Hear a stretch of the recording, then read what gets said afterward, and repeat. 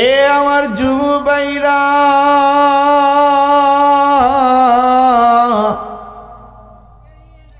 আমার নবী যখন প্রতিদিনের মতন আবারও রাত্রে কোরআন তেলাওয়াত শুরু করলেন, বেঈমানগুলা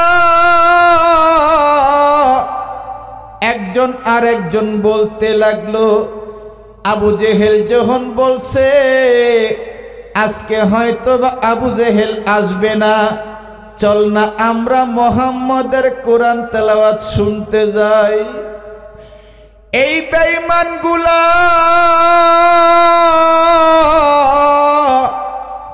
যখন নাকি আমার নবীর কোরআন তেলাওয়াত শোনার জন্য আমার নবীর ঘরের সামনে যা দাঁড়ায় আছে, আমার নবী মধুর কণ্ঠে তেলাওয়াত করে ইয়াসিন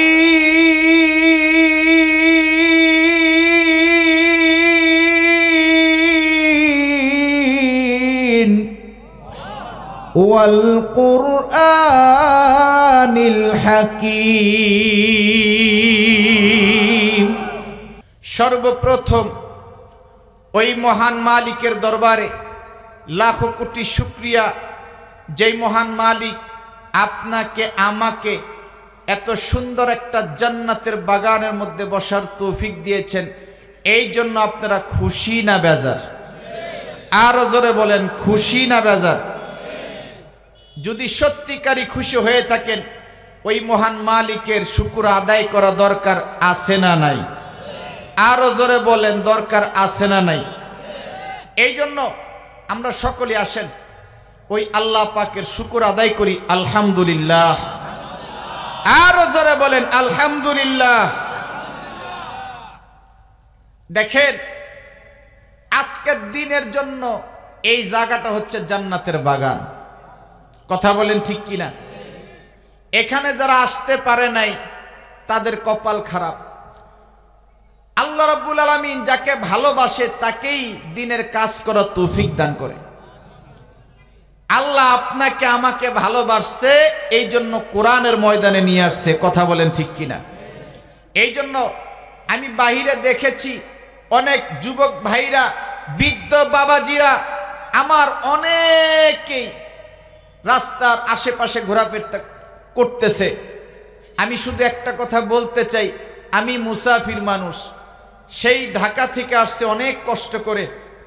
যারা নাকি আমি মুসাফিরে আসছি এত কষ্ট করে, এই জান্নাতের বাগানের মধ্যে যারা বসছে এবং সামনে যারা বসবে, শেষ পর্যন্ত যারা থাকবে, আল্লাহ যেন তাদেরকে জীবনে একবার হইল মক্কা মদিনা দেখার তৌফিক দান করে। আরো জোরে বলেন আমিন। এই জন্য আমি মুসাফির মানুষ, কি দোয়া করব এটাই আজকে আপনাদের জন্য দোয়া করে দিলাম। 3 জন মানুষের দোয়া কবুল হয়, তার মধ্যে একজন হচ্ছে মুসাফির। আমি অনেক গুনাহগার, কোনো আমল নাই, তবে আজকের দিনের জন্য আমি মুসাফির, হয়তোবা এর খাতিরে আল্লাহ দোয়া কবুল করতে পারে। কথা বলেন ঠিক কিনা?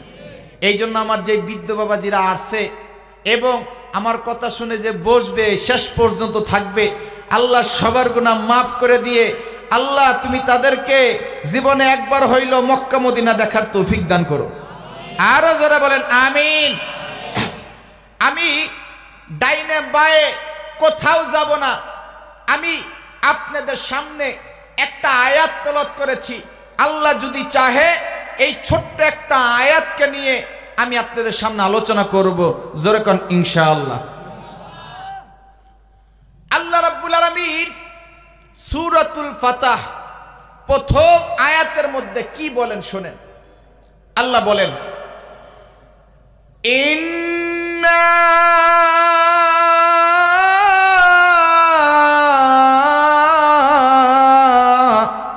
ফাতাহনা লাকা ফাতহাম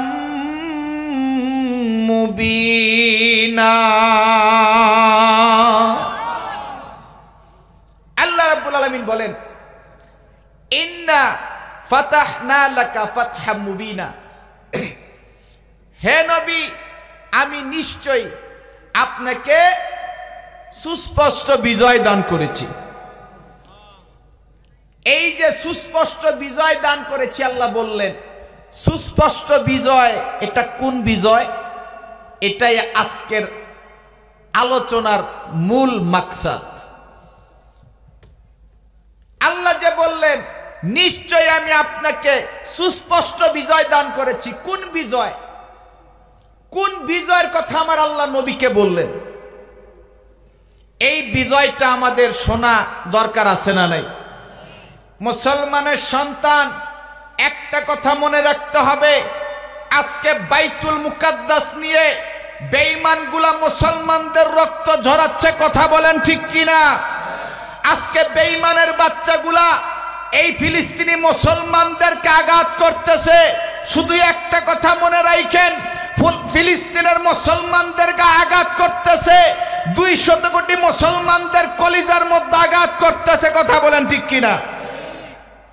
শুধু একটা কথা মনে রাখেন, এই যে বাইতুল মুকাদ্দাস, এটা মুসলমানদের সম্পদ, কোন বেঈমানদের সম্পদ নয়। কথা বলেন ঠিক কিনা? অতএব এই যে 200 কোটি মুসলমান, সারা বিশ্বের মুসলমানদেরকে এখন একতাবদ্ধ হওয়ার সময়ের দাবি। দিনে দিনে বেঈমানগুলা মুসলমানদেরকে আক্রমণ করতেছে।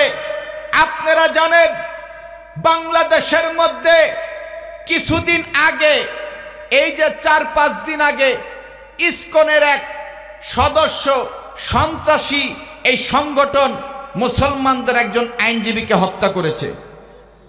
কথা বলেন ঠিক কিনা?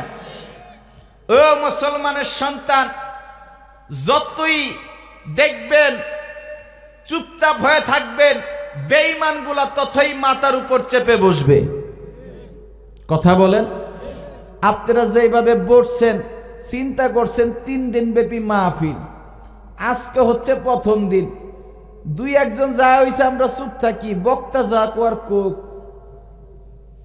দ্বিতীয় দিন না যাই, তৃতীয় দিন ইনশাল্লাহ যা মনে একটু বরকত নেওয়ার জন্য। বাবা একটা কথা মনে রাখেন, প্রথম দিন আর তৃতীয় দিন একই দিন, সব একই হবে। কথা বলেন ঠিক কিনা? আল্লাহ প্রথম থেকে 3 দিন পর্যন্ত যারাই আসবে সবাইকে আল্লাহ কবুল করেন। একজোরে বলেন আমিন। অতএব প্রথম দিন যারা বসছেন তাদের আওয়াজ এমন হতে হবে, ঈমান দীপ্ত আওয়াজের মাধ্যমে এলাকার মানুষকে বুঝিয়ে দেন, অন্তত নাগরপুরের মুসলমানদেরকে দেখিয়ে দেন, ও মুসলমান, মুসলমান দুর্বল নয়। নাগরপুর থেকে একটা আওয়াজের মাধ্যমে দেখিয়ে দেন, যদি শুধু নাগরপুরের মুসলমান একত্রিত হয়, তাকবীরের আওয়াজ ধ্বনিত হয়, মনে রাখেন বেঈমানগুলা নাগর জমিনে ঠাঁই পাবে না। কথা বলেন ঠিক কিনা? এই জন্য মাঝে মধ্যে আওয়াজ দেওয়া দরকার আছে না নাই? আরো জোরে বলেন, দরকার আছে না নাই? আপনারা জানেন এই ইসকন সদস্য, এই বেঈমানগুলা মুসলমানদের আইনজীবীকে হত্যা করেছে। ওরা কোনো ইসকন সদস্য নয়, ওরা সন্ত্রাসী সংগঠন। কথা বলেন ঠিক কিনা? বাংলাদেশে একটাই দাবি তুলতে হবে, যে কোনো বিনিময় হোক এই সংগঠনকে নিষিদ্ধ করতে হবে। কথা বলেন ঠিক কিনা? এবং আপনারা জানেন 5 আগস্টের পরে, 5 আগস্টের পরে মুসলমানরা জীবনের মায়া ত্যাগ করে মন্দির পাহারা দিয়েছে। কথা বলেন ঠিক কিনা? মন্দির পাহারা দিয়েছে, তারা হিন্দুদেরকে পাহারা দিয়েছে, হিন্দুদের ঘরবাড়ি পাহারা দিয়েছে। আর আজকে তারা দেখেন এই হিন্দু সংগঠন, তারা হিন্দুত্ববাদী, তারা আজকে মুসলমানদের আইনজীবীকে হত্যা করতেছে। বুঝেন কোন বাংলাদেশে আপনি আছেন? এখনো সময় আছে, মুসলমানদেরকে ঐক্যবদ্ধ হতে হবে, মুসলমানদের হাতে হাত রাখতে হবে। কে কোন টুপি পরলো ওটা দেখার সময় নাই। মুসলমানদের তাকবীরের ধ্বনি একত্রিত হলে মনে রাখেন এই ইস্কত্ববাদী হিন্দুত্ববাদী বাংলার জমিনে ঠাঁই পাবে না। কথা বলেন ঠিক কিনা? এই জন্য মুসলমানদের সম্মতিক্রমে এক হতে হবে, কোনো ভেদাভেদ থাকা যাবে না। কথা বলেন ঠিক কিনা? আল্লাহ আমাদের কবুল করুক। জোরে বলেন আমিন। দেখেন আল্লাহ যে বলছে, হে নবী আপনাকে সুস্পষ্ট বিজয় দান করেছি। এই বিজয়টা কোন বিজয়? এই বিজয়টার তাফসিরগণ লেখেন, তাফসিরে নুরুল কোরআন, তাফসিরে আনোয়ারুল কোরআন, তাফসিরে বায়ানুল কোরআন, তাফসির ইবনে কাসির, তাফসিরে মাজহারি, প্রত্যেক তাফসিরগণ লেখেন আল্লাহ যে বলছেন যে ও নবী আপনাকে সুস্পষ্ট বিজয় দান করেছি, এটা কোন বিজয়? এই বিজয়টা হচ্ছে মক্কা বিজয়। আল্লাহ মক্কা বিজয়ের সুসংবাদ দিয়ে নবীকে খুশি করে বলতেছে, নবী গো, বেঈমানগুলো আপনাকে কষ্ট দিয়েছে, মক্কা থেকে মেরে তাড়িয়ে দিয়েছে, আপনাকে মদিনায় চলে যেতে বাধ্য করেছে, শুধু একটু সময় অপেক্ষা করেন, আপনাকে সুস্পষ্ট বিজয় দান করেছি। আর এই বিজয়টা হচ্ছে মক্কা বিজয়। আল্লাহু আকবার, জোরে বলেন। এই জন্য মুসলমানদের ঈমানকে তরতাজা করার জন্য ছোট্ট একটা আয়াতের তাফসীর নিয়ে আপনাদের সামনে উপবিষ্ট হয়েছি। আপনারা যদি আমাকে সুযোগ দেন, আমি এই ছোট্ট আয়াতের তাফসীর নিয়ে আজকে মক্কা বিজয়ের ইতিহাসটা মুসলমানদের সামনে তুলে ধরতে চাই। কথা বলেন ঠিক কিনা? ও মুসলমান, একটা কথা মনে রাখবেন, মক্কা বিজয়ের ইতিহাস এটা শুধু ইতিহাসই নয়, এটা একটা মুসলমানদের জন্য অনুপ্রেরণা। কথা বলেন ঠিক কিনা? বদরের প্রান্তর আর বদরের প্রান্তর যেমনি ভাবে মুসলমানদের জন্য অনুপ্রেরণা, যেমনি ভাবে উহুদের প্রান্তর মুসলমানদের জন্য অনুপ্রেরণা, এই মক্কা বিজয়টাও হচ্ছে মুসলমানদের জন্য একটা অনুপ্রেরণা। কথা বলেন ঠিক কিনা? আমার নবী 40 বছর পর্যন্ত, আমার কথা বুঝতেছেন, 40 বছর পর্যন্ত আমার নবী মক্কায় ছিলেন। মক্কায় যতদিন পর্যন্ত ছিলেন, 40 বছর আগ পর্যন্ত আমার নবী সবার কাছে ছিলেন আল আমিন। কি? জোরে বলেন। এখন যেটা বলতেছে এটা হচ্ছে শানে নুজুল। কি? যে আয়াত, এই আয়াতের শানে নুজুলটা আপনাদের সামনে বলি। শানে নুজুল হচ্ছে যে আয়াতটা কোন প্রেক্ষাপটে নাজিল হয়েছে, ওই প্রেক্ষাপটটাকে বলা হয় শানে নুজুল। হয় কোনো ঘটনার মাধ্যমে অথবা প্রেক্ষাপটে যদি কোনো আয়াত নাজিল করা হয়, তাকে কি বলা হয়? শানে নুজুল। আমার নবী 40 বছর পর্যন্ত মক্কায় ছিলেন। বেঈমানরা বলতো আল আমিন। আমার দয়ার নবী, মায়ার নবী, প্রাণের নবী, মহাব্বত দিয়ে ভালোবাসতো। 40 বছর একদিন যখন আমার নবীকে নবুয়তি দান করা হইল, এক পর্যায়ে যখন নাকি নবুয়তি দান করা হইল, আমার নবী যখন এই কোরআনের দাওয়াত নিয়ে মানুষের বারে বারে গেলেন, যখন নাকি দাওয়াত ও তাবলীগের কাজ করলেন, তখন বেঈমানগুলা বলল, মুহাম্মদ, আগে তোমারে ভালোবাসতাম কিন্তু এখন আর বাসি না। নাউজুবিল্লাহ, জোরে কোন। আমার সাথে কথা বলবেন, তাহলে বুঝবো আপনারা আলোচনা বুঝছেন। যখন নাকি মক্কায় ছিল, নবুয়তি পায় নাই, তাদের কাছে ছিল প্রাণের নবী। যখন নাকি নবুয়তি পাইল, হয়ে গেল দুশ্মন। কথা বলেন ঠিক কিনা? ইমাম সাহেব, মসজিদের ইমাম সাহেব খুব ভালো, আসমানের উপরের ওয়াজ করে আর জমিনের নিচের ওয়াজ করে। আহ, কি যে সুর হুজুরের! যখন দেখবেন সুদের বিরুদ্ধে কথা বলে, তখনই দেখবেন হুজুর খারাপ। কথা বলে না। যখন দেখবেন হুজুর ঘুষের বিরুদ্ধে বলছে, দেখবেন হুজুর খারাপ। যখন দেখবেন হুজুর দুর্নীতির বিরুদ্ধে কথা বলছে, দেখবেন হুজুর খারাপ। যখন দেখবেন হুজুর পর্দার বিরুদ্ধে বলছে, সভাপতি চিন্তা করব কি ব্যাপার, আমার মায়া তো বেপর্দা চলে, হুজুর মনে হয় আমার মেয়ের কথা বলছে। কথা বলেন ঠিক কিনা? আমার নবী 40 বছর পর্যন্ত ছিলেন প্রাণের নবী, দয়ার নবী, আল আমিন। যখন নাকি কোরআনের বাণী নিয়ে মানুষের কাছে গেলেন, তখন হয়ে গেলেন পাগল। মক্কার বেঈমানগুলা কয়, কই পাগলের কাছে যাও না, কই পাগলের কাছে গেলে তোমরাও পাগল হইবা। নাউজুবিল্লাহ, জোরে কর। আসলে কি আমার নবী পাগল? পাগল কেন বলছে জানেন? যেন মুহাম্মদের কাছে না যায়। সমাজের মধ্যে দেখেন না, হুজুর সুদ, ঘুষ এবং দুর্নীতির বিরুদ্ধে কথা বলবে, একদল লোক বলবে আরে বুঝো না হুজুর এখন বেল আইনে গেছে গা। কথা বলেন ঠিক কিনা? আচ্ছা আপনারাই বলেন, ওলামায়ে কেরাম সুদের বিরুদ্ধে কথা বলে, ঘুষের বিরুদ্ধে বলে, দুর্নীতির বিরুদ্ধে কথা বলে, এই যে কথাগুলো বলে এটা কি নিজের থেকে বলে না কোরআনের কথা বলে? আরো জোরে বলেন, কোরআনের কথা না নিজের কথা? আরে ওলামায়ে কেরাম যতই জেলে থাকুক, যতই হামলার শিকার হোক, যতই মামলার শিকার হোক, হুজুর তো এই কোরআনের কথা তিনিই বলবে, কারণ তিনি তো কোরআনের ধারক বাহক। কথা বলেন ঠিক কিনা? হুজুর যদি এই ঘুষের বিরুদ্ধে কথা না বলে, দুর্নীতির বিরুদ্ধে কথা না বলে, যদি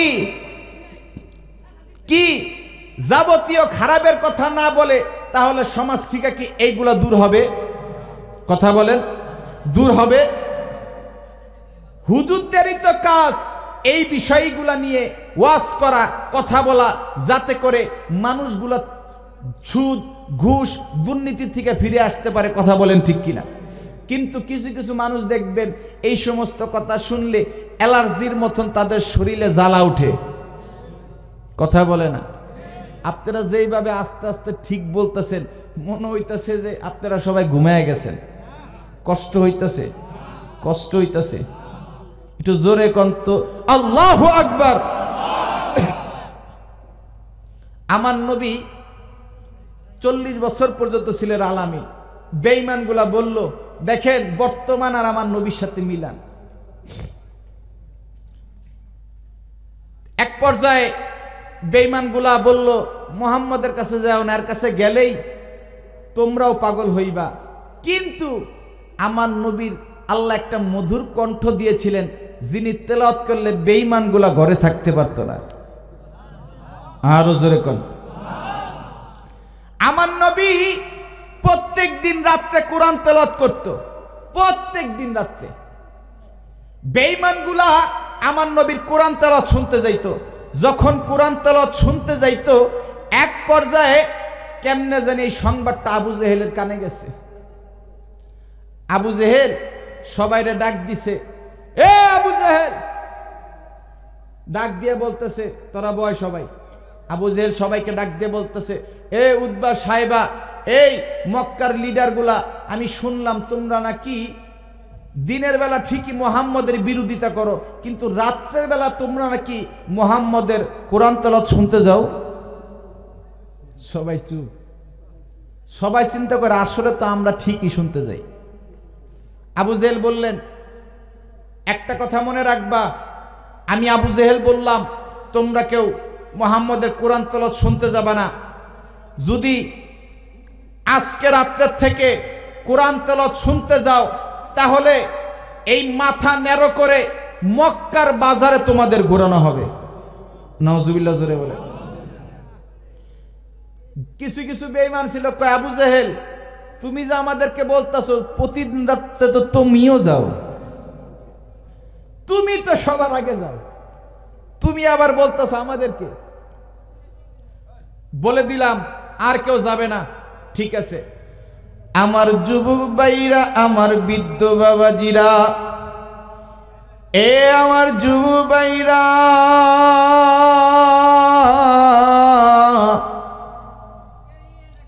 আমার নবী যখন প্রতিদিনের মতন আবারও রাত্রে কোরআন তেলাওয়াত শুরু করলেন, বেঈমানগুলা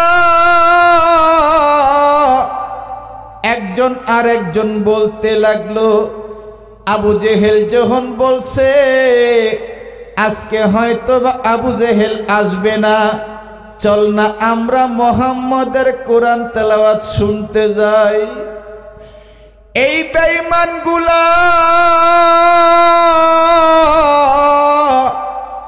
যখন নাকি আমার নবীর কোরআন তেলাওয়াত শোনার জন্য আমার নবীর ঘরের সামনে যা দাঁড়ায় আছে, আমার নবী মধুর কণ্ঠে তেলাওয়াত করে ইয়াসিন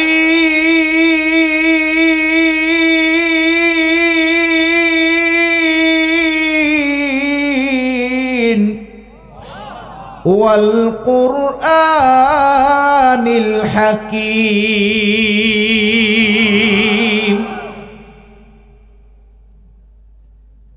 আমার নবী যখন কোরআন তেলাওয়াত করে বেঈমানগুলা ঘরের পিছন থেকে কোরআন তেলাওয়াত শুনে, তা আবু জেহেল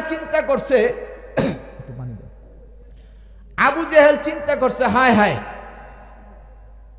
আজকে আমি রাত্রের বেলা যাব, দেখব কারা কারা কোরআন তেলাওয়াত শুনতে গেছে।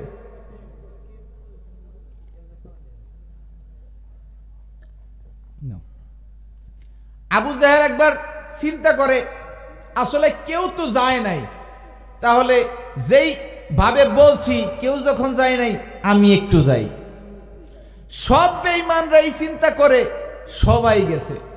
যখন আবু জেহেল গেছে আমার নবীর কোরআন তেলাওয়াত শুনতে, এক পর্যায়ে অন্ধকার, এত তো লাইট ছিল না, শুনতে শুনতে অন্ধকারের মধ্যে এক বেঈমান আরেক বেঈমান লেখাইছে ধাক্কা। এই তুমি কে, এই তুমি কে? উতবা সাইবা তাকে দেহে আবু জেহেল, এ তোমরা আসছো কেন?